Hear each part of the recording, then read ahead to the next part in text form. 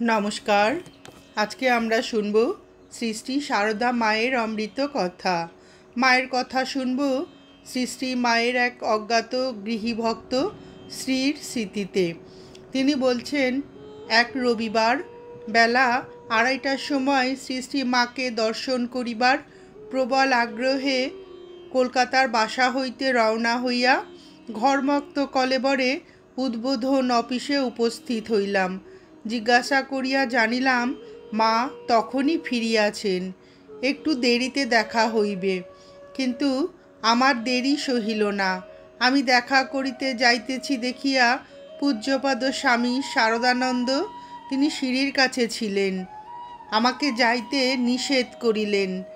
আমার তখন যুবা বয়স। হঠাৎ উত্তর দিলাম, মা আপনার একারই? মহারাজকে একেবারে ধাক্কা দিয়াই ওপরে গেলাম। গিয়া দেখি মা পাখা করিতেছেন। আমি প্রণাম করিলে মা কুশল প্রশ্ন করিলেন এবং বলিলেন, খুব যে ঘেমেছ? উত্তর দিলাম, পথে রৌদ্র গরম ছিল। মায়ের নিকট হইতে পাখাখানি লইয়া তাহাকেও বাতাস করিলাম, আমিও খাইলাম। কিছুক্ষণ পরে মাকে জিজ্ঞাসা করিলাম, আজ কোথায় গিয়েছিলেন? মা বলিলেন, কালীঘাট। তারপর বলিলেন, কিছু প্রসাদ খাও, পরে কথা কইব। প্রসাদ খাইয়া জিজ্ঞাসা করিলাম, মা মানুষ ও দেবতার মধ্যে স্বরূপে তফাৎ কি? মা বলিলেন, মানুষই দেবতা হয়, কর্ম করলে সবই সম্ভব হয়। আমি জিজ্ঞাসা করলাম, কী রকম কর্ম? মা বলিলেন, ঠাকুরের বিধিনিষেধ মেনে অভীষ্ট দেবতায় নিষ্ঠা রেখে ডাকলে সবই হয়ে যায়। আজ আর কথা বলিতে পারিলাম না, কারণ 2-1 স্ত্রীভক্ত আসিতেছেন। আমি প্রণাম করিয়া বিদায় লইবার সময় বলিলাম, মা আজ বড় অন্যায় করে এসেছি। সিঁড়ি দিয়ে আসবার সময় মহারাজকে ধাক্কা দিয়ে এসেছি। কি করে আবার তার সঙ্গে দেখা করব? আমার অপরাধ ক্ষমা করুন। মা বলিলেন, ছেলেদের আবার অপরাধ কি? আমার ছেলেরা এমন নয় যে অপরাধ করবে, তুমি এজন্য ভেবো না। নামিয়া আসিতেই মহারাজের সহিত সাক্ষাৎ হইল। তাহাকে প্রণাম করিয়া ক্ষমা চাইলাম। তিনি আমার মাথায় হাত দিয়া বলিলেন, এই রকম উৎকণ্ঠা চাই, এবং আমাকে আলিঙ্গন করিলেন। তারপরে বলিলেন, তোমায় কেউ কোনো বাধা দেবে না। তাহার আশীর্বাদ মাথায় করিয়া লইলাম। ইহার পর হইতে তিনি আমাকে দেখিলেই খুব হাসিতেন। আর এক রবিবার মায়ের কাছে উপস্থিত হইলাম। সেদিন ভক্তেরা কেহ আসিয়াছেন, কেহ আসিতেছেন। আমি প্রণাম করিলে মা বলিলেন, একটু বসো। তিনি কিছু প্রসাদ দিলেন। উহা খাইতে খাইতে তাহাকে বলিলাম, মা একটি দিন অবসর হয় না যে অনেকক্ষণ ধরে মনের সকল কথা জিজ্ঞাসা করব। মা বললেন, আমার তো সকল ছেলেরই কথা শুনতে হয়, তবে 2-1টি জিজ্ঞাসা করো, উত্তর দিচ্ছি। আমি বলিলাম, মা যারা খুব গরিব, কাশী কি অন্য কোনো ধামে যেতে পারে না, তাদের ওই রকম ফল আর কিসে হয়? মা বললেন, কেন? তারা দক্ষিণেশ্বর কিংবা বেলুড়ে গেলে সে ফল হয়, যদি সেরকম বিশ্বাস থাকে। যার জন্য কাশী যাওয়া, তিনি দক্ষিণেশ্বর ও বেলুড়ে আছেন। আমি বলিলাম, মা আমাদের কি উপায় হবে? মা বলিলেন, তোমাদের কি ভয়? যারা ঠাকুরের কৃপা পেয়েছ কিংবা তার কোনো সংস্রবে এসেছ, তাদের জন্য ঠাকুরই সব করবেন। অন্য 2-1 দিনের সামান্য প্রশ্নোত্তর এখানে দিতেছি। আমি বলিলাম, মা আমাদের জপ ধ্যান কী পদ্ধতিতে করতে হবে? মা বলিলেন, যেভাবে ও যেমন ইচ্ছা হয়, ঠাকুরে একটু মন রেখে করবে, তাতেই সব মিলবে। তোমাদের ভাবনা কিসের? আমি বলিলাম, মা ভাবনা নেই, তবু আপনার শ্রীমুখের আদেশ পাবার জন্য জিজ্ঞাসা করছি। মা বলিলেন, তোমাদের জন্য সকলেই আছেন, ঠাকুর আছেন, আমাকে তো দেখতেই পাচ্ছ। আমি বলিলাম, মা স্বামীজি ও ঠাকুরকে দেখার সৌভাগ্য হয়নি। মা বলিলেন, ভক্তি করে ডাকো, সকলকেই পাবে। আমি বলছি, তোমরা ধন্য যে এমন সময় জন্মেছ। তার লীলাখেলা দেখার সময় এখন। শ্রদ্ধা ও ভক্তির চোখে দেখলে সবই সহজ। আমি বলিলাম, মা, মানুষের ইচ্ছা মতোই কি সব কাজ হয় এবং আশা পূর্ণ হয়? মা বলিলেন, সৎ ইচ্ছাগুলোই পূর্ণ হয়। দেখো না তোমার নিজের শৈশবের আশা পূর্ণ হচ্ছে কি না? আমি বললাম, সে কি মা? মা বললেন, আমাকে গোপন করো না, তাহলে আমি বলে দেব। আমি বলিলাম, থাক মা। 1326 সনের কার্তিক মাস, খ্রিস্টাব্দ 1919 সাল। ছুটি লইয়া কাশী যাইতেছি। পথে শ্রী শ্রীমাকে দর্শন করিয়া যাইবার ইচ্ছা। কোয়ালপাড়া মঠের কাছে গরুর গাড়ি রাখিয়া জয়রামবাটি উপস্থিত হইলাম। মাকে দর্শন ও প্রণামান্তে জিজ্ঞাসা করিলাম, মা কেমন আছেন? মা বলিলেন, বাবা, আর পারি না। এদিকে শরীর পড়ে গেছে, কিন্তু কাজ কেবলই বাড়ছে। তাহার শরীরের অবস্থা দেখিয়া মনে বড়ই কষ্ট হইল। দেখিলাম চলিবার সময় একখানি লাঠি হাতে লইতে হয়। বিকাল 4টার সময় মাকে পুনঃ প্রণাম করিয়া কাশীধামে যাইবার জন্য বিদায় প্রার্থনা করিলে মা বলিলেন, সে কি, তুমি ঘরের ছেলে, 2-4 দিন থাকবে না? আমি বলিলাম, কাশী থেকে ফেরবার সময় আবার আসবো মা।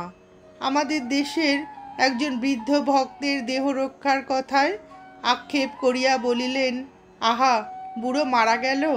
ভক্তটি কিভাবে সর্বভাবে নিষ্প্রিয় হইয়া শেষ সময়ে মা মা বলিয়া দেহত্যাগ করিয়াছেন বলিলাম। মা শুনিয়া আনন্দ প্রকাশ করিলেন। চাকুরি ছাড়িয়া ত্যাগের জীবন যাপন করবার ইচ্ছায় মাকে জিজ্ঞাসা করিলাম, মা, আর চাকুরির কি দরকার? যে কর্তব্যের জন্য সংসারে আটকাইয়া ছিলাম তাহা সম্প্রতি শেষ হইয়াছিল। মা বলিলেন, বাবা, ওই তো তোমার কাজ, অর্থ উপার্জন করা বুঝিলাম। এখনো কর্তব্য বাকি আছে। আমি বলিলাম, মা, টাকা পয়সা হাতে আসে, ভয় হয়। মা বলিলেন, না বাবা, তোমার ভয় নেই। আমি মাকে শ্রী পাদপদ্ম দুখানি আমার মস্তকে দিতে প্রার্থনা করিলে করুণাময়ী চরণ যুগল আমার মাথায় রাখিলেন। আমি আনন্দ অভিভূত হইয়া শান্ত হৃদয়ে কাশী রওনা হইলাম। মাসাধিক কাল পরে কাশী হইতে ফিরিয়া পুনরায় মায়ের চরণ প্রান্তে উপনীত হইয়াছি। তাহার জন্য কাশীর চমচম। শুনিয়াছিলাম মা হওয়া ভালোবাসেন। কাঁসার বাটি, মিশ্রি, পাঁপড়, কয়েক রকমের আচার ও আমলকির মোরব্বা লইয়া গিয়াছি। মা ওই মিশ্রি একদিন ভিজাইতেছিলেন। বলিলেন, বেশ মিশ্রি, কিন্তু পাঁপড়টা ভালো নয়। সেবার শ্রী শ্রী মায়ের চরণ ছায়ায় 10-12 দিন বাস করিবার সৌভাগ্য হয়েছিল। 2 দিন মায়ের জন্য বাজার করিতে কামারপুকুর ও কোতলপুরের হাটে গিয়েছিলাম। পথে একটি বর্ধিষ্ণু লোকের বাড়ি হইতে মায়ের জন্য কয়েকটি মোচা সংগ্রহ করিলাম। আমোদরের ধারে আসিয়া দেখি খেয়াওয়ালা চলিয়া গিয়াছে। অনেক হাঁকাহাঁকির পর লোকটি আসিল। ভোরে যাইবার সময় মাকে বলিয়া যাই নাই। পৌঁছাতেই তিনি বলিলেন, তোমাকে না দেখেই মনে করেছি যে তুমি বাজারে গিয়েছ। মায়ের জন্য কোনো কিছু সামান্য করিলেই মা যে দিব্য হাসিসহ আনন্দ প্রকাশ করিতেন তাহার তুলনা নাই। ওই সময়ে আর একদিন তাহার কাছে চাকুরি ছাড়িবার কথা উঠাইলাম। ওই দিনও বলিলেন, বাবা, তোমার এই কাজ। ইহার পরে আরও 2 দিন ওই প্রসঙ্গ উঠিয়াছে এবং ওই একই উত্তর পাইয়াছি। শেষের দিন মা একটু জোরের সহিত বলিলেন, তুমি আর কি চাও? ঠাকুরকে ক্ষীর দিচ্ছ, এই তোমার কাজ। নিজের ভুল ভ্রান্তি যতই থাকুক না কেন, মায়ের কৃপায় ঠাকুর যৎকিঞ্চিৎ সেবা গ্রহণ করিতেছেন, এই আশ্বাসবাণী প্রাণে ঝঙ্কিত হইতে লাগিল। মায়ের কাছে এই প্রার্থনা, মা, তোমার অহেতুকী কৃপার স্মৃতিটুকু সব সময়ে যেন মনে জাগরিত থাকে। একদিন ওই সময় মাকে বলিয়াছিলাম, মা, ধ্যান হয় না, মা বলিলেন, নাই বা হলো, স্মরণ মনন থাকলেই হবে। আমিও মাকে জানাইলাম, শ্রী শ্রী ঠাকুরের লীলা কাহিনী স্মরণ মননের চেষ্টা করি। মা শুনিয়া বলিলেন, তাই ভালো। আর একদিন কথার প্রসঙ্গে বলিয়াছিলেন, নিজের ভাব গোপন করতে হয়। নারদ ছিলেন শাক্ত, কিন্তু তিনি হরিনাম করে বেড়াতেন ও বৈষ্ণব বলে পরিচয় দিতেন। রাস্তাঘাটে চলিবার সময় ভ্রমণকালে সন্ধ্যাদি যথাযথভাবে করা যায় না। এই কথা মাকে বলিলে তিনি বলিয়াছিলেন, স্মরণ মনন থাকলেই হবে। একদিন বৈকালে এক নাগা সাধু হাতি চড়িয়া আসিয়া উপস্থিত। একটি ছোট হাতি কেহ তাহাকে দিয়াছেন। মা একটি বাটিতে কিছু চাউল হাতিকে খাইতে দিলেন, মাথায় সিঁদুর পরাইয়া দিলেন। সাধুর ভোজনের জন্য আটা চাউলের দাম বাবদ কিছু পয়সাও দেওয়া হইল। কালীমামা ওই সময় মাকে একটি পুরুষ পাচক রাখিতে বলেন ও ওই বিষয়ে পুনঃ পুনঃ তাহাকে অনুরোধ করেন। সম্ভবত রন্ধনাদির খুব অসুবিধা চলিতেছিল। মা উহাতে কিছুতেই সম্মত হইলেন না। বলিলেন, আমি ছেলে মেয়ে নিয়ে থাকি, পুরুষ মানুষ কি করে থাকবে? আমার ছেলেরা যে থাকে, ওরা ছেলে নয়, ওরা আমার মেয়ে। সেই সময় দু একজন ব্রহ্মচারী মায়ের বাড়িতে তার সেবাদির জন্য ছিলেন। মায়ের অন্য এক গৃহীভক্ত শ্রী মোহিনীমোহন মুখোপাধ্যায়ের স্মৃতিতে শ্রী শ্রী মায়ের কথা। উনি বললেন, আমার তখন বয়স 14 বছর। শ্রী শ্রী মাকে ইহার মধ্যে 5-6 বার দর্শন করিয়াছি। একবার চৈত্র মাসের শেষ ভাগে বাগবাজারে তাহার শ্রী পাদপদ্ম দর্শন করিতে যাই। তখন বয়স অল্প, তাহার উপর স্কুলের ছাত্র, তাহাও কলকাতায় নহে, কলকাতা হইতে 15-16 মাইল দূরে এক গণ্ড গ্রামে। কলকাতা যাতায়াতও এখনকার মতো অত সহজসাধ্য ছিল না। কাজেই সুযোগের প্রতীক্ষায় থাকিতে হইত, যাহাতে বাড়ির কেহ জানিতে না পারেন। সেবার চৈত্র মাসের শেষাশেষি এক সুযোগ উপস্থিত হইল। শনিবার বেলা 4টার মধ্যে বাগবাজারে শ্রী মন্দিরে উপস্থিত হইলাম। রাত্রে কোথায় থাকিব তাহার কোনো স্থিরতা নাই, সেসব চিন্তাও মনে উদয় হয় নাই। 5টা বাজিলে আমরা একে একে দোতলা রাস্তার উপর উত্তর পশ্চিমে যে ঘর আছে তাহার সম্মুখে গিয়া দাঁড়াইলাম। একজন ব্রহ্মচারী দরজার কাছে দাঁড়াইয়া যাহাতে ভিড় বা গোলমাল না হয় দেখিতে লাগিলেন।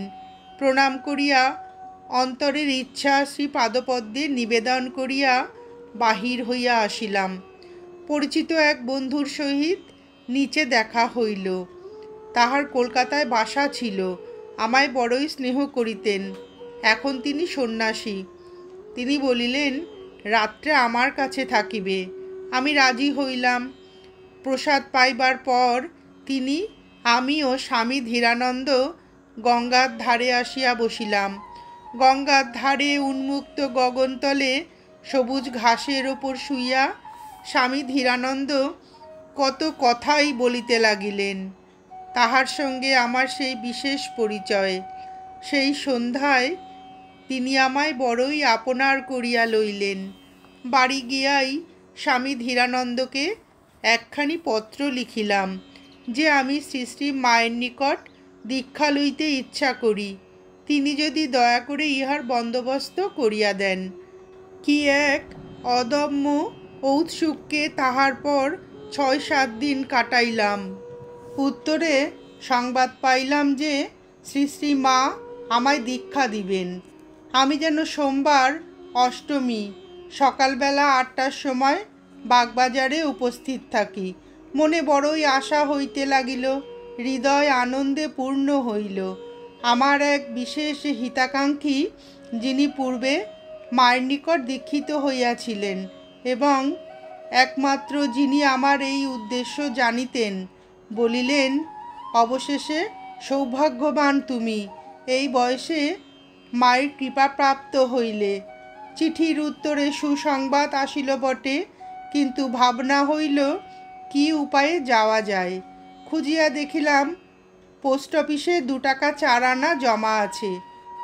তাহা হইতে 2 টাকা আনিয়া সোমবার ভোরের গাড়িতে কলকাতায় গেলাম। বাড়ি হইতে বাহির হওয়া তখন বিষম ব্যাপার ছিল। যাহা হোক, বাড়িতে কোনো কথা না ভাঙিয়া কলকাতায় গিয়া একেবারে বাগবাজারে পৌঁছলাম। তখন বেলা 7:30।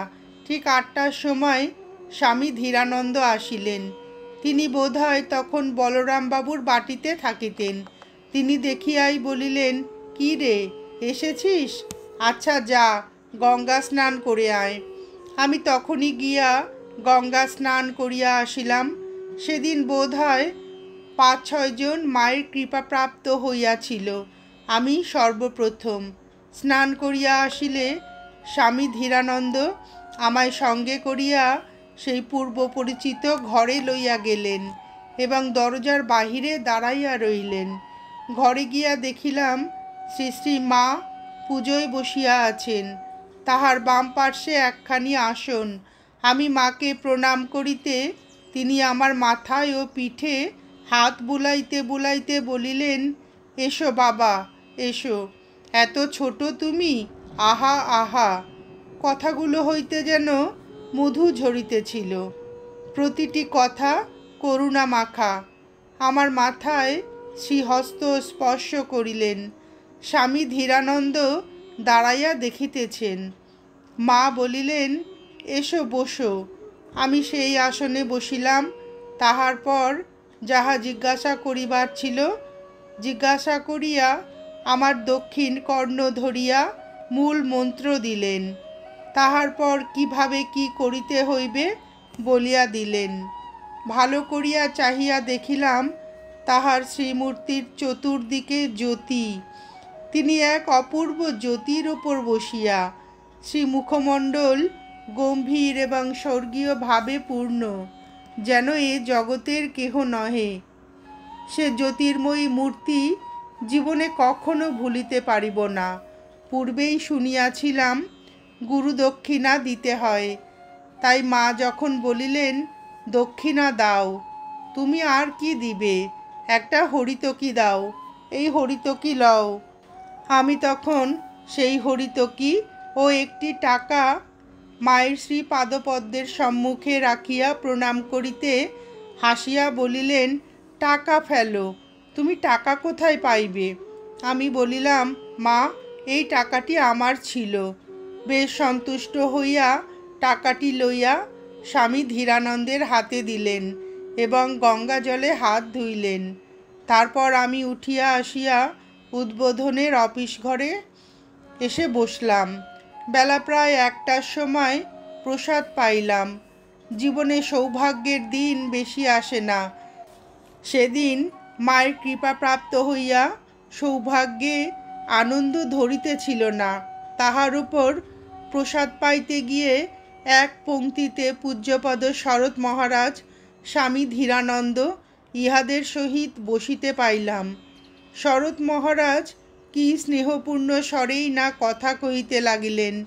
প্রসাদ পাইবার অব্যবহিত পূর্বেই শ্রী শ্রী মা প্রসাদ পাঠাইয়া বিশেষ করে বলিয়া দিয়াছিলেন, এইগুলি ছোট ছেলেটিকে দিও। বেলা 3টার সময় শ্রী শ্রী মাকে প্রণাম করিয়া বিদায় লইলাম। তিনি আমার মাথায় হাত দিয়ে কিছুক্ষণ চক্ষু মুদ্রিত করিয়া রহিলেন। পরে বলিলেন, আবার এসো। আজ তিনি ধ্যানগম্য, কিন্তু যে স্নেহ ভালোবাসা সেদিন বহু ভাগ্য বলে পাইয়াছিলাম, তাহার চিন্তা অনেক অশান্তি দূর করিয়া থাকে। নমস্কার, আজ এ পর্যন্তই। শ্রী শ্রী মায়ের গৃহীভক্ত শ্রী এবং শ্রী মোহিনীমোহন মুখোপাধ্যায়ের স্মৃতিতে শ্রী শ্রী মায়ের এই অমূল্য মধুর কথা শুনে আপনাদের ভিডিওটি কেমন লাগলো জানাবেন। শ্রী শ্রী ঠাকুর ও শ্রী শ্রী মায়ের আশীর্বাদ আপনাদের সকলের মাথার ওপর অঝোর ধারায় বর্ষিত হোক, এই প্রার্থনা করে ভিডিওটি শেষ করছি।